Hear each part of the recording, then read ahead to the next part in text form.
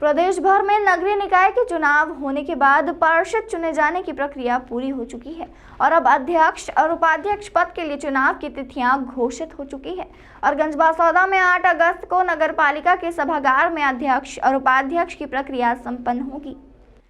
Bharatiya Janata party के पास 16 ward पार्षद जीत कर आए हैं और कांग्रेस के पास 7 पार्षद हैं।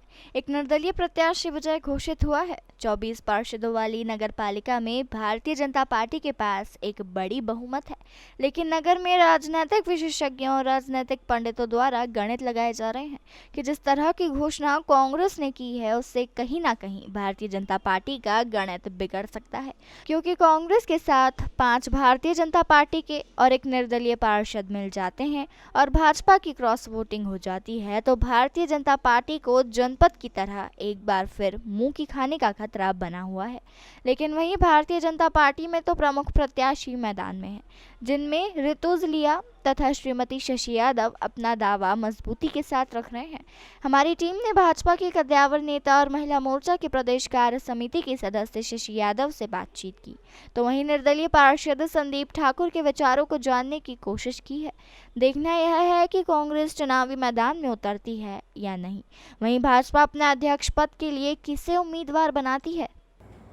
भारतीय जनता पार्टी ने आपको गंजबासौदा नगर पालिका के लिए अभी पार्षद के लिए चुनावी मैदान में उतारा था और अब कहीं ना कहीं पार्टी के लेवल पर चिंतन हो रहा है अध्यक्ष पद के लिए आपके नाम पर।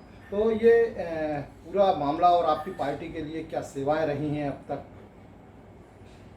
जी, मैं शशि यादव, महिला मोर्चा उपाध्यक्ष गंजबासौदा।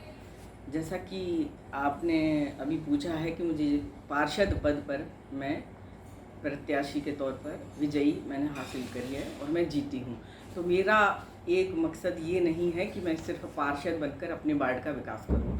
तो मेरे मन में भी ये आता है कि जब मैं वार्ड का विकास करूँ या तो मुझे नगर, चूँकि हमारा ग्रामीण इलाका है और वह ग्रामीण जन ज़्यादा निवास करते हैं, तो जो हमारी सरकार की योजनाएँ आई हैं, मुख्यमंत्री जी की योजनाएँ हैं जिसमें आवास हैं, फ्री राशन हैं, उनको मिलता है या नहीं, परेशान ना हो, तो इन सब चीज़ों को ध्यान में रखते हुए जो मूलभूत समस्याएं हमारे वार्ड की क्या नगर की ही, सफाई, बिजली, पानी, जिनको लेके सभी लोग परेशान रहते हैं, तो उनमें कोई परेशानी ना हो, अपने नगर को किसी बात की चिंता ना करते हुए सबको साथ लेकर, सबके साथ सामंजस्य बनाकर हम परिषद में बैठकर अपने नगर का विकास करना चाहेंगे।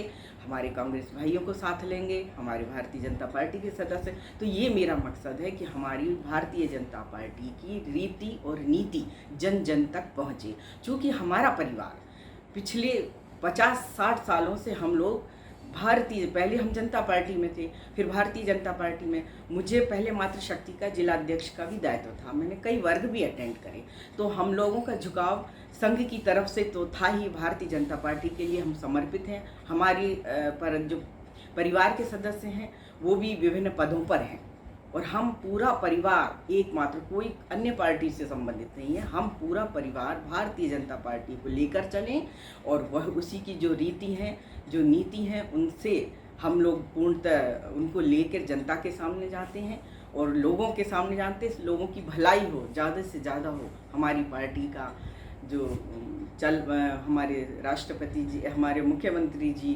प्रधानमंत्री जी, जिनको लेकर हमारी माता बहनों लाडली लक्ष्मी योजनाओं के द्वारा जिनसे परेशान है ग्रामीण क्षेत्र में, सड़कों का तो कितना अच्छा।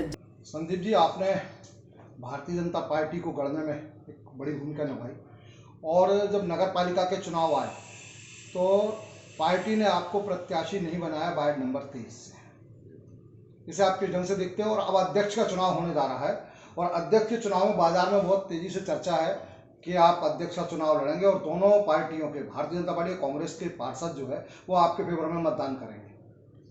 मैं संदीप ठाकुर, वार्ड क्रमांक 23 गंजबासौदा नगर पालिका के निर्दलीय पार्षद के रूप में वार्ड क्रमांक 23 की देवतुल्य जनता ने मुझे चुना और मुझे भरपूर समर्थन दिया है।